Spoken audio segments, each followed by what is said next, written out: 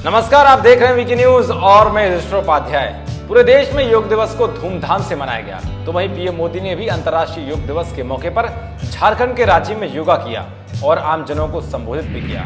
जिसके बाद हर किसी के जहन में एक ही सवाल है कि आखिर पीएम मोदी ने योग दिवस मनाने के लिए रांची को ही क्यों चुना।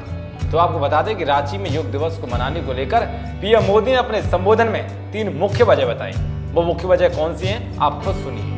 बहुत से लोगों के मन में आज ये सवाल है कि मैं 5वां योग दिवस मनाने के लिए आज आपके साथ योग करने के लिए रांची ही क्यों आया।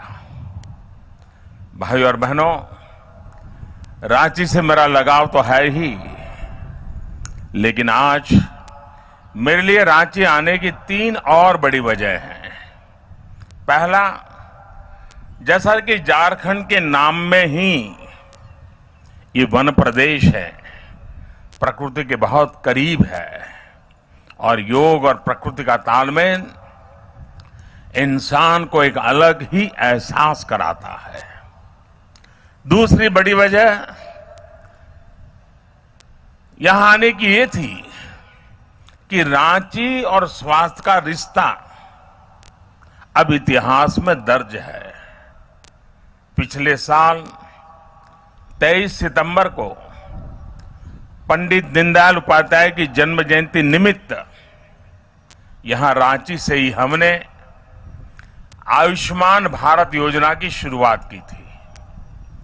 आज दुनिया की सबसे बड़ी हेल्थ केयर स्कीम प्रधानमंत्री जन आरोग्य योजना बहुत कम समय में गरीबों के लिए बहुत बड़ा संबल बनी है। अब योग के अभियान को मुझे और हम सबको मिलकर के एक अलग स्तर पर ले जाना है और यहीं रांची आने की मेरी तीसरी और सबसे बड़ी वजह वो भी है। साथियों, योग हमारे देश में हमेशा से रहा है, हमारी संस्कृति का अभिन्न हिस्सा रहा है। तो वही प्रधानमंत्री मोदी ने कहा कि अलग योग जीवन का हिस्सा होगा तो बीमारी कम होगी। सिर्फ दवाइयों के जरिए जीवन नहीं जिया जाना चाहिए, हमें इलनेस से ज्यादा वेलनेस पर फोकस करना चाहिए। उन्होंने कहा कि आज योग दिवस के मौके पर सरकार की तरफ से पुरस्कार भी दिया जा रहा है। रांची में प्रधानमंत्री नरेंद्र मोदी बोले कि इस बार हर किसी का फोकस दिल की बीमारी को लेकर है, यही इस बार की थीम है। उन्होंने कहा कि भारत में दिल की बीमारियों से जुड़े मामले बड़े हैं। उत्तम स्वास्थ्य के लिए पानी, पोषण, पर्यावरण और परिश्रम करना जरूरी है।